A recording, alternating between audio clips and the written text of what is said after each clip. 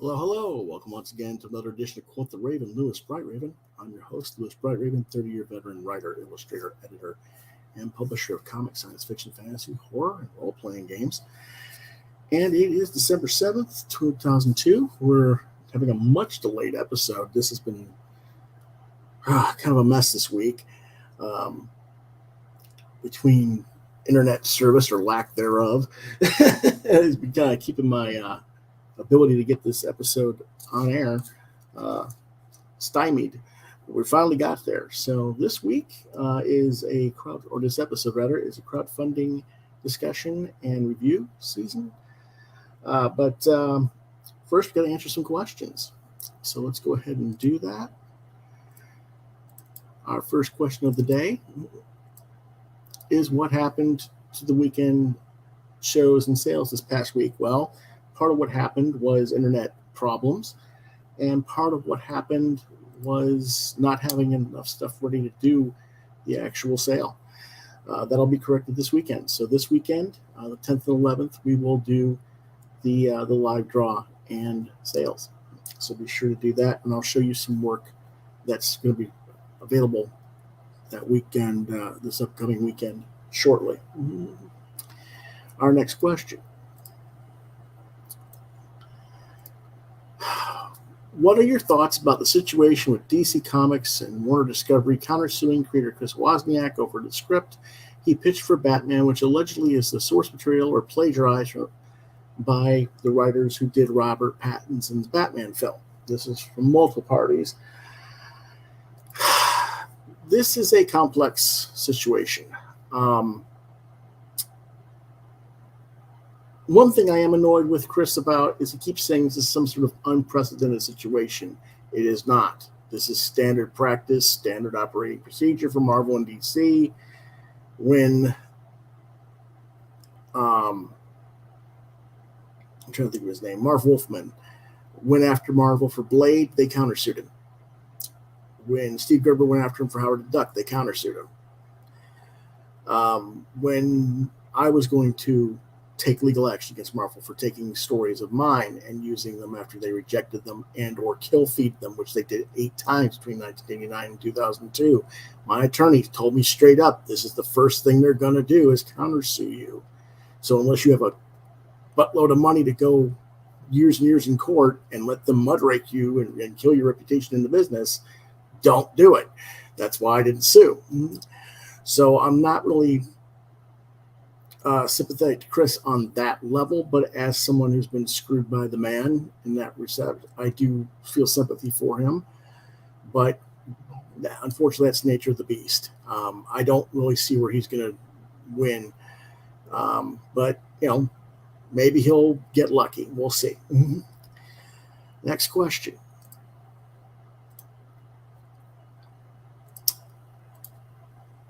Are you going to do any more public appearances at stores or conventions this year? Unfortunately, no. That is not the plan. Originally, I was scheduled for the 17th to appear, or I thought we had an agreement that I was going to be appearing at a certain store. Unfortunately, there was a miscommunication, and there was not a confirmation. I tried to get confirmation, and we couldn't get it scheduled properly because there's outside situations that might affect whether or not they can actually do the event. So we decided not to do that appearance. And I know people were expecting me to possibly be at Charlotte Comic-Con this weekend. But obviously, no, I'm not doing that because I'm going to be here doing it, the online sale instead. Partly because I just didn't have time to get it scheduled with Dave and Rick for their show. But I wish Charlotte Comic-Con this weekend all the best, all the people that go there. We have a good show. So that's that. I don't have a next scheduled appointment for that sort of appearance, but we're looking into some stuff for January of next year. So we're looking forward to next year at this point. Next question is, what do you want for Christmas? Okay. Gee, I don't know.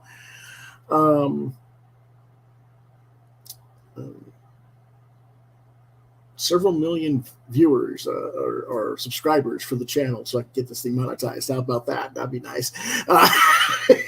I don't know. I don't really think about things I want from other people in that regard. If you see something during a show that I'm selling and you got the money and you're interested, please buy it. But other than that, I really don't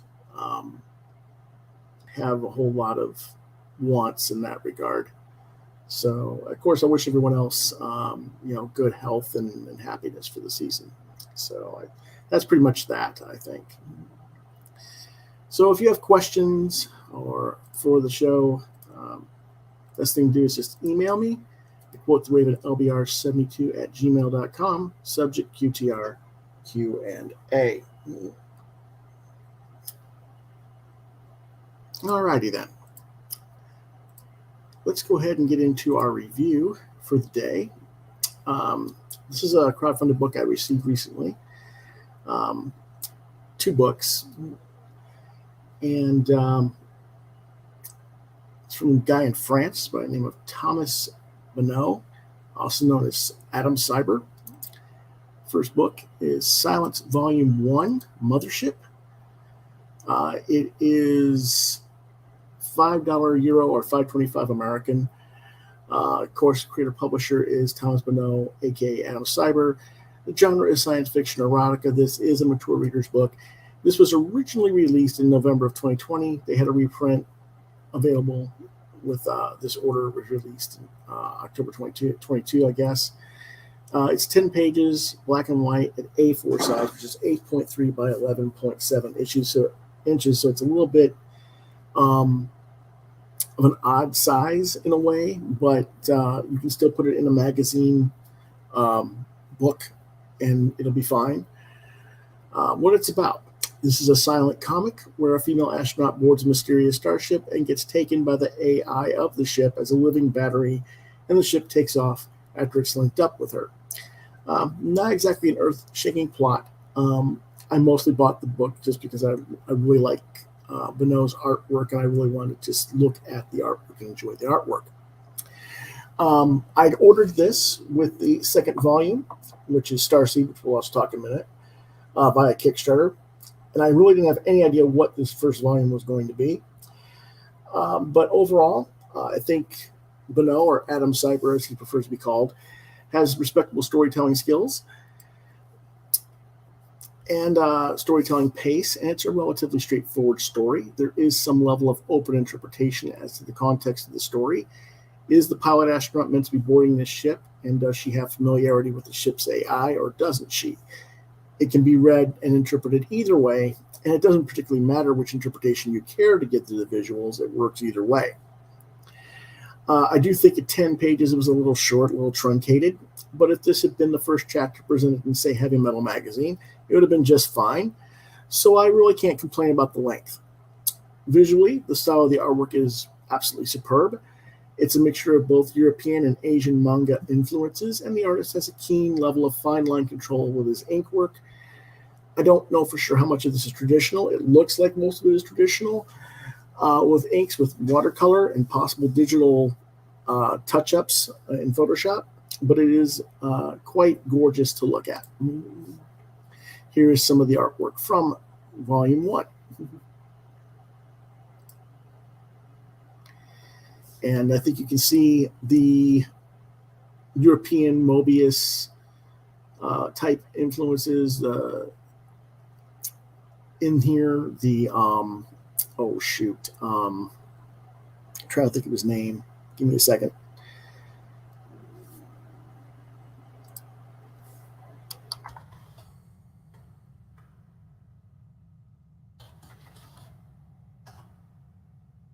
Geiger. That's what I was trying to think of. There's some H.R. Geiger influence going on in here as well. Just a really nice work here that I'm very clean, very crisp, good line art. Probably not getting quite as much of a look at this as you should. Let me see if I can grab the books real quick.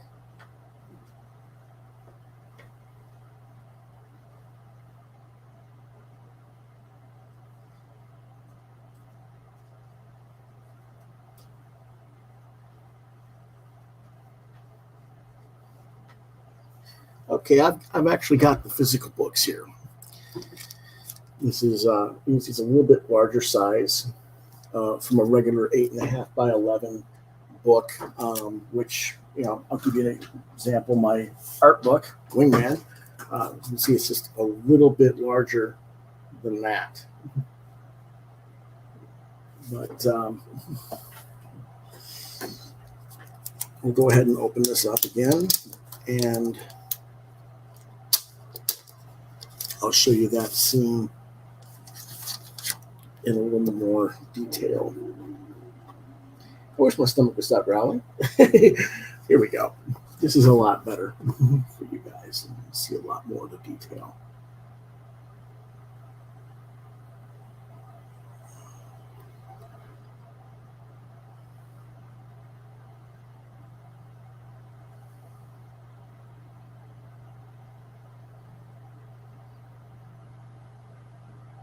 I like his line work, way shades.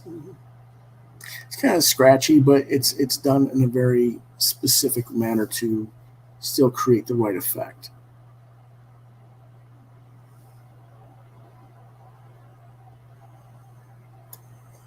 Okay, so there's that one, and I'll show you another one in just a second. Here's another page of theirs. And what happens is the pilot is climbing down the stairwell there, and the connection breaks, and she falls however many long ways, one would assume. You'd think she would die from the fall, but she doesn't. But it's not good. But let's go ahead and take a look at this larger.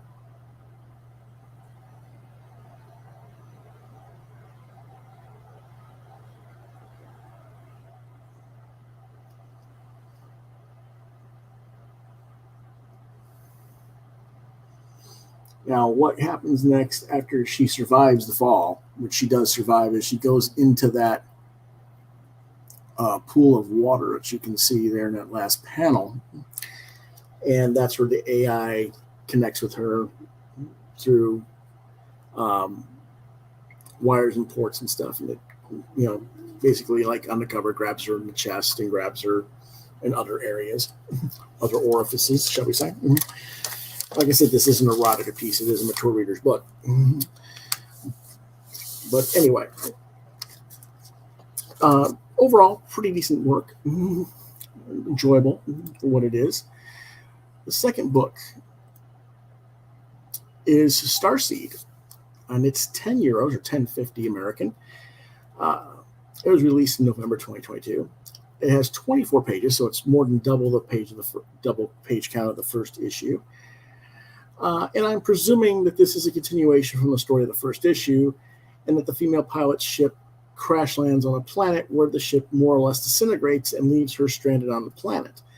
But the AI that she was connected to implanted certain biologic components inside her, while she was connected to the ship, and now she has to make her way across this barren planet to a temple where she performs a ceremony where she swallows a certain seed, which then causes her body to manifest alien plant life out of her body, and she eventually succumbs and rechristens the planet with new life in a Mother Earth visual motif.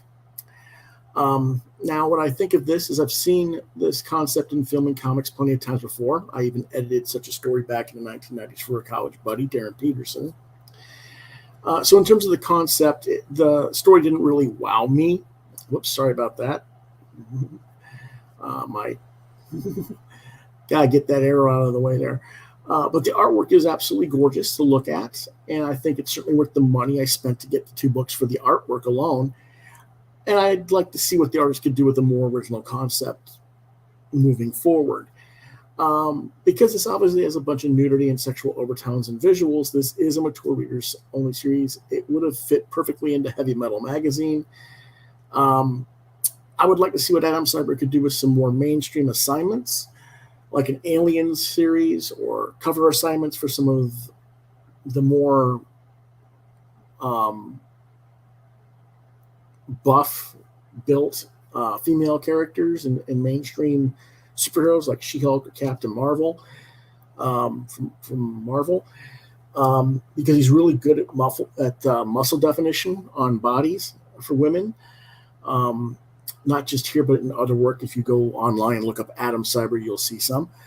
But I think he'd do a really good job on that. Here's some of the, but overall, I was quite pleased with the artwork and with the story overall.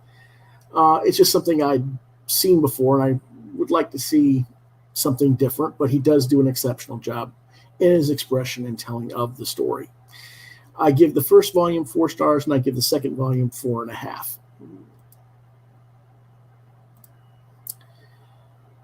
And here is artwork for the second issue. There's the ship that's crash landing and into the planet, and somehow she survives the crash landing, and there she is. She wakes up. She has this sword with her.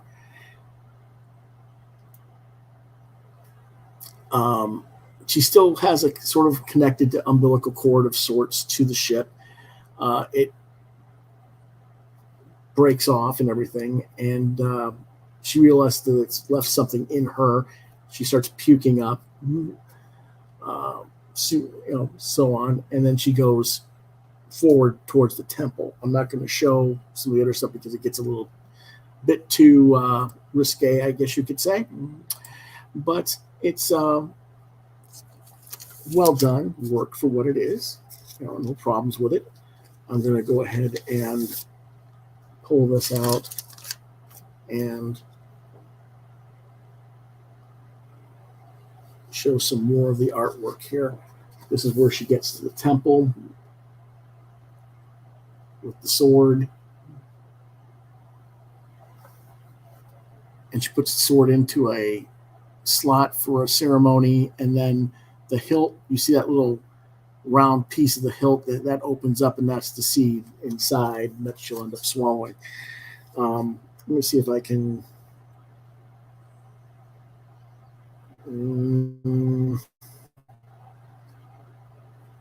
Well, I can't really show that.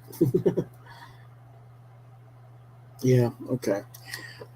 But I can show some of the earlier. I can show the materials from the beginning. Let's see, very nice artwork. Has good tonal definition in his art. His star fields are nice, very Kirby-ish, but yet it has that European flair to it.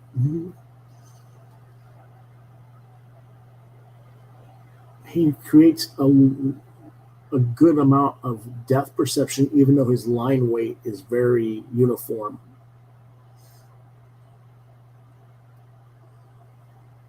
He knows how to do a really nice job of creating and using negative space and blacks to create his depth perception.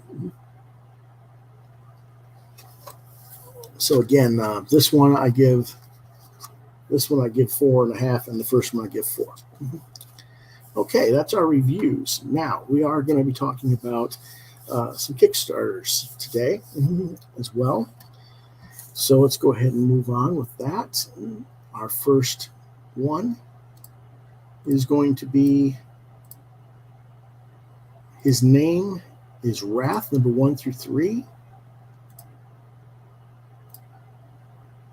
Mech versus the Legions of Hell comic. This is from Bad Bug Media. I've done a number of Kickstarters with Bad Bug and read them. Midnight Highway, Black Jackets, quite a few other ones as well. They have a pretty solid reputation. They have 6 days to go on their campaign. As you can see, they have got over 2,100, and they only had a $500 goal. So this is going to be a confirmed package, and it will get made and released. Let's go ahead and listen to what they have to say.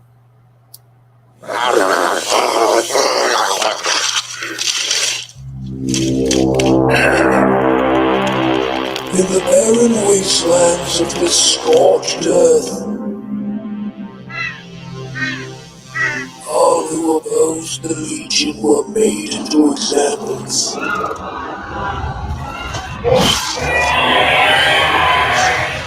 Like the hordes of hell that overthrew us,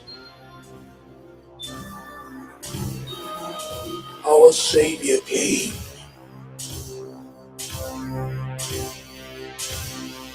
And his name was Wrath.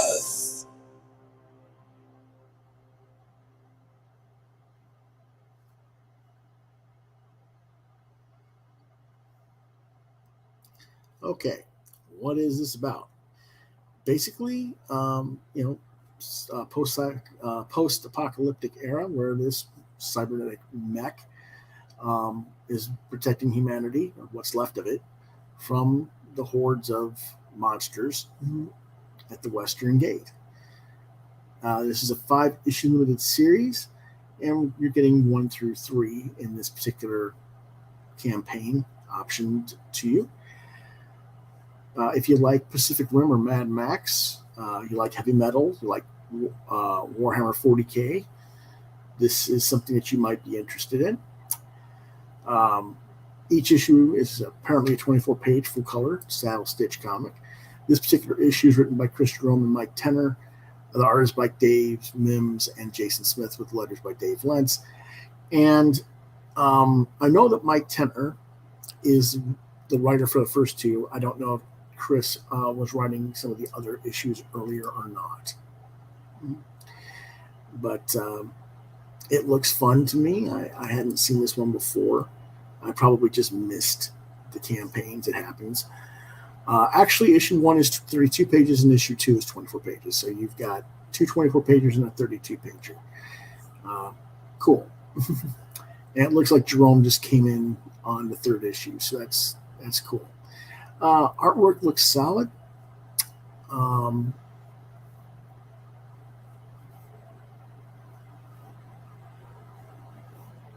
Issue number 3 is 10 physical, $5 digital. Issues 1 and 2 are $6 physical and $5 digital. So there you go. They do mention Black Jackets that you can get. They've got Discordia, which you can also get. The Midnight Highway, which you can get the first 3 issues as well. Dead End Moon. All of these books you can order. Undercity Tales, Ragnarok, all their stuff that they have available, you can back in their campaigns or as an add-on. So I'm going to probably order the physical catch-up with all of them and get the $22 that. I'm not exactly sure just yet, but we'll see. Probably later today, I'll probably put that order in. But yeah, that's one of the books I'm going to pick up on. another book that we're looking at. It's by a friend of mine, and that is Crown of Fire by David Sandoval and my friend Patrick Blaine. Let's go ahead and see what that is about. They got 24 days to go. They got a $7,000 goal, and they're a little over 2,400 here, almost at 2,500 with 54 backers. Patrick has worked with Top Cow and Image, with Jim Valentino. He's worked at Antarctic. He's worked with DC. He did some Star Wars stuff for Dark Horse, so he's been around the block a little bit, and is a good artist. I've reviewed some of his other critter-owned stuff on the show in the past. This is his first. I think this is actually his second Kickstarter, but this is the first one with David, who is the writer of the series.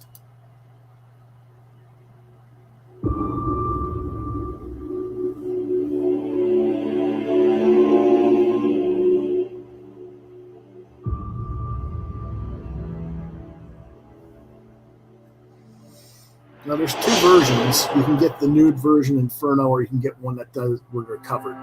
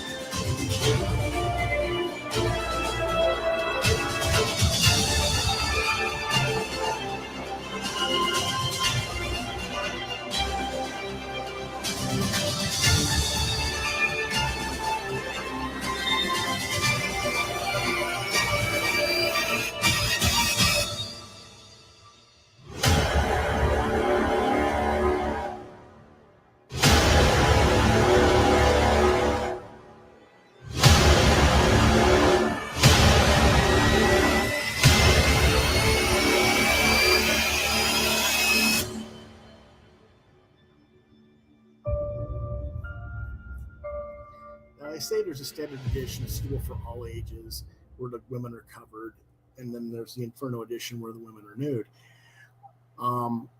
I would not say that the book is for all ages regardless. I would say it's more of a 13 and up. There's some language, there's some other stuff in there as well.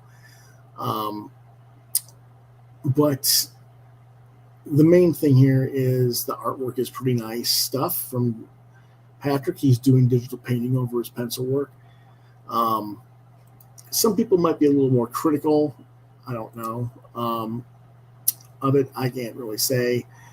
I've heard some people criticize it already, but I think it's just, some people who are computer colorists who are more favorable to a different type of computer coloring, computer painting more than anything else. But let's go ahead and take a little bit further information on this, a little bit more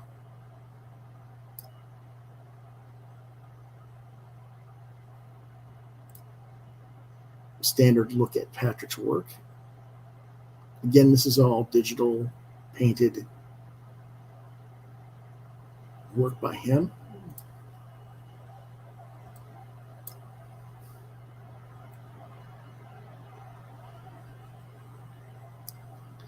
And if you think of, stuff like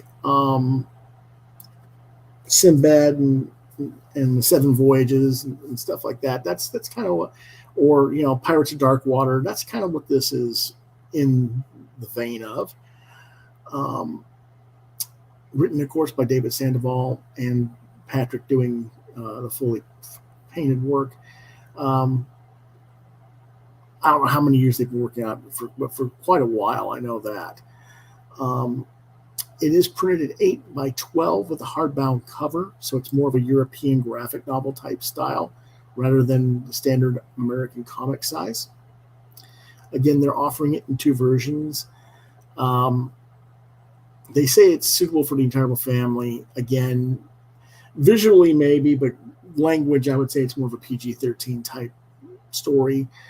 The Inferno version will feature content and tone closer to Game of Thrones with mature situations and nudity. The first chapter is 26 pages, and there's an additional 25 pages featuring more of Patrick's paintings and some of his other unpublished fantasy art. So you're going to get over 50 pages of story and illustrations in this particular issue. Again, there's 2 different versions here, and it is a hardcover edition.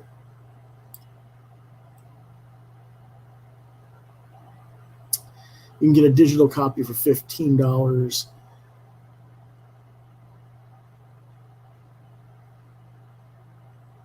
Well, see, now they say rated R. Of course, there's 2 different versions. There's a digital bundle and a copy digital bundle, which is the Inferno version. And the Inferno version they consider rated R for mature readers only. Okay.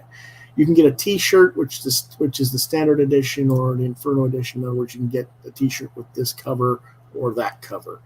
I would recommend, if you're going to pick one, to get one that doesn't have the nudity on it personally, but that's, your choice. They're $30, and you can order between sizes small and 4XL. The first edition is $50. Sounds about right for Kickstarter price, and of course the Inferno is also $50. So either way, either version is $50 for the hardcover. $60 you get the book, plus you get a 11 by 17 print of your choice. Which print you want. Let's see if they have the print, but let's also take a look more at some of this artwork by Patrick. Again, all digital painting.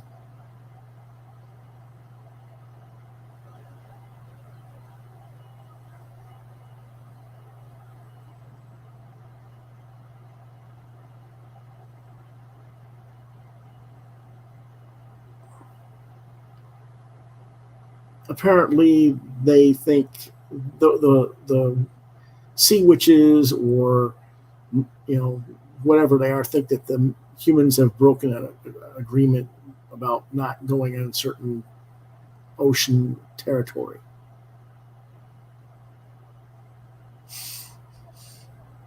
A little bit of an introduction to the characters. I'm not going to read all of those. You can check the link in the description of this video for that. That's what they're showing you again, the difference in the size format of a comic versus what they're actually going to give you. So you're going to get a little more standard size view on the art. Again, that's the rated R version cover. They give you an example of the difference. Again, they just take they show the boobs on the R version, basically.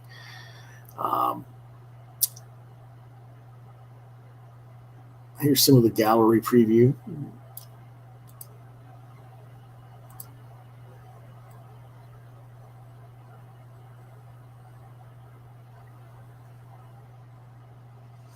Some of these pieces from Patrick are not old, but I mean, I can remember him drawing these many, many years ago, and it looks like they've been redrawn and reworked and retooled for more modern versions of them. I've known Patrick since I want to say around 96, so I've known him quite a while. Very underrated artist who doesn't get enough work, in my opinion.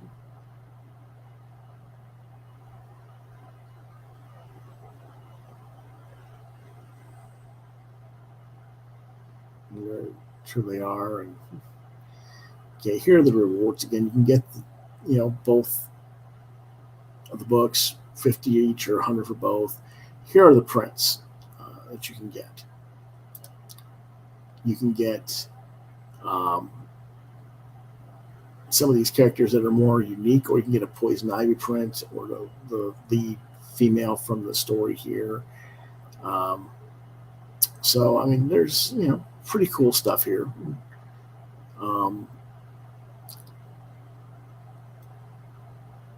It's like $10 a print. Sounds about right.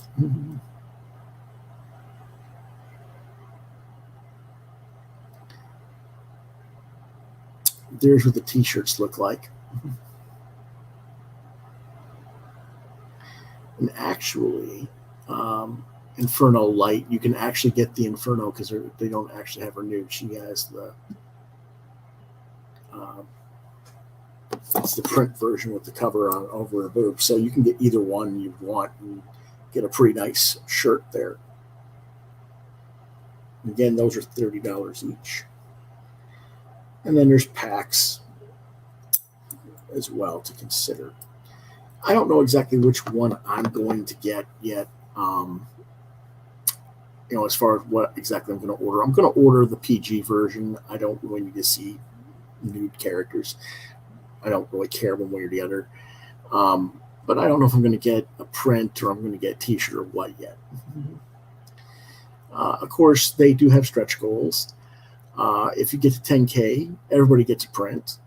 And then they don't know what additional stretch goals are. But we'll have to wait and see. And they've got quite a list of stuff here to get. If you want to get everything, the Ultimate Collector, you get both versions of the book. You get get both T-shirts. You get all the prints. That's like $180, which really isn't a bad price in a way. But because you figure if you bought them separately, it would be around $210 to $220. So they're giving you a little bit of a discount there. So that's not bad. Okay. That is our second one that we're going to get. Now, again, the descriptions for these Kickstarters are in my description of this video, so make sure you check those out. Our third and final one, if I can get this thing to work, there we go,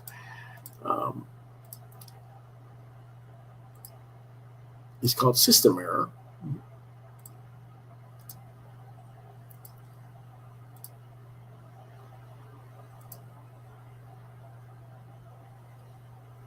And it's already played out its video. So let's go ahead and refresh this page real quick if it will let me. There we go. Now what this is basically about is this little guy, this tour guide, Ito, wakes up and he finds out that basically apocalypse has happened, humanity is missing, or what have you. And there's 3 issues. They had a $121 goal. They got over $5,100 for 15 days left to go on their campaign. This is a company that is printed out of the UK. It's Blue Fox Publishing. There's going to be 3 books. And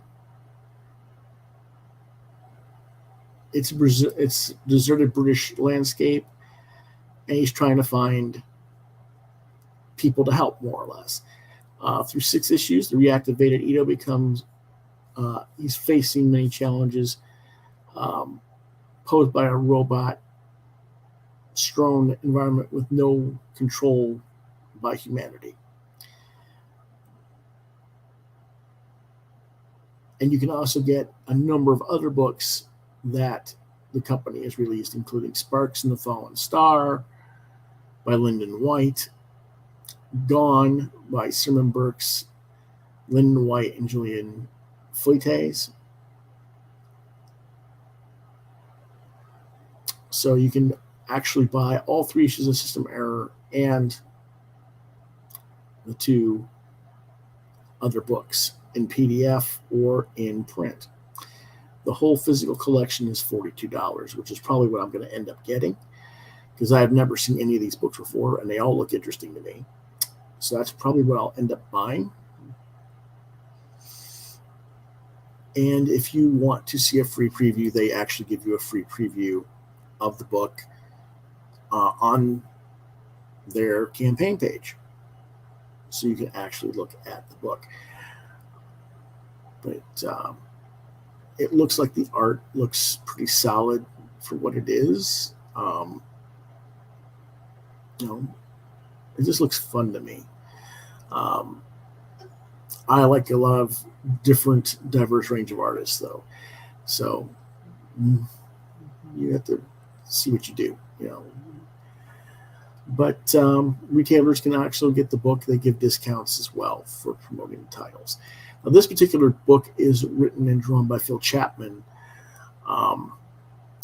He's the one who created the character. As you can see, he's got a little statuette of the figure of the lead character, Ito, and stuff like that.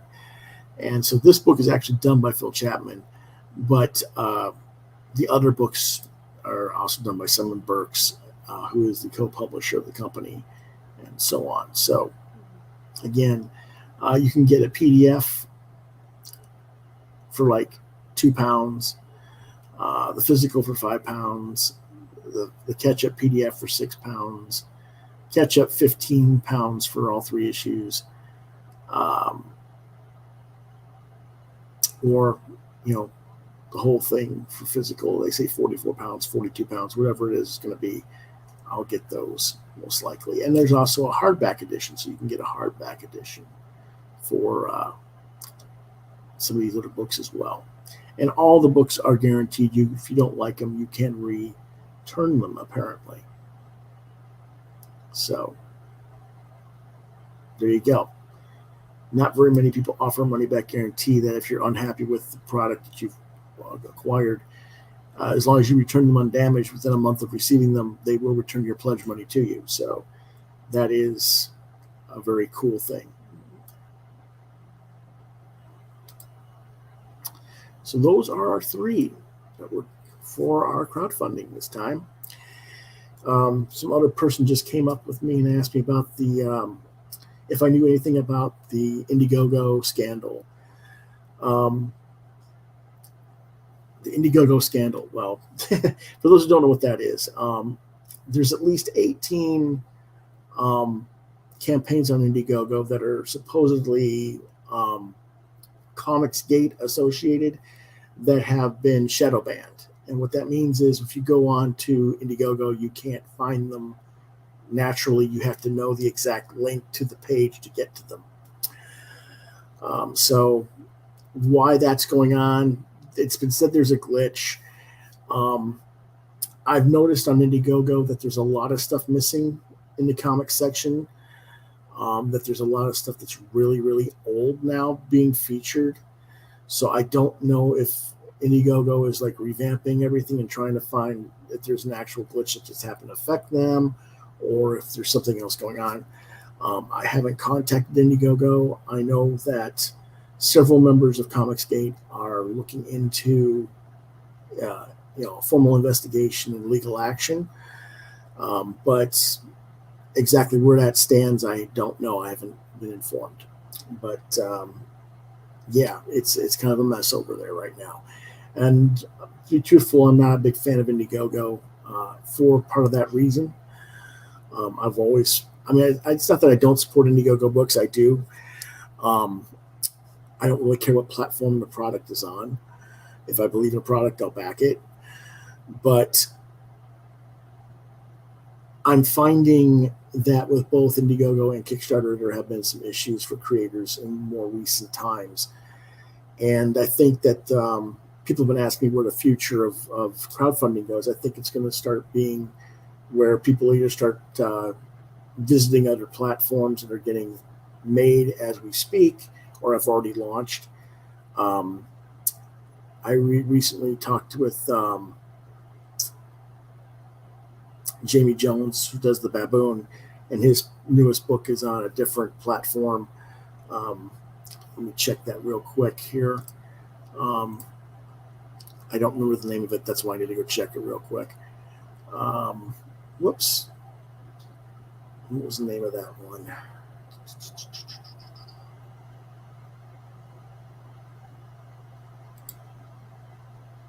Crowdfunder. There you go. So it's on crowdfunder.com. So if you go to crowdfunder.com, there's other comics over there. So, and there's other platforms. So, there's always some options. I just think that with the CG guys, they want to stay at Indiegogo because they've already built their name on that platform and don't want to have to rebuild. But my stance is it really doesn't matter what platform you are if your fans are going to follow you wherever you go if you're doing quality products. So I don't think that's an issue. But we'll have to wait and see where that goes leading into next year. Okay, then. That pretty much covers our show for today. I don't know if I'll be back tomorrow or not. We've had some stuff going on with my dad, and I've got a doctor's appointment tomorrow as well myself. So that's one of the reasons why I've had some delays with getting this episode on schedule as it was. But Friday night, 8 p.m., we will have our Friday night movie talk, movie discussions, and my co-host John Norris and I will be talking our favorite Christmas movies. And then this weekend we'll have a live draw and art sale. So see you hopefully at that time. In the meantime, if you enjoyed this episode or you think others might, if this silly computer will do what it's supposed to do, I'd appreciate it if you'd hit the like, share, and subscribe buttons to continue to get content from my channel. As always, I thank you for your support.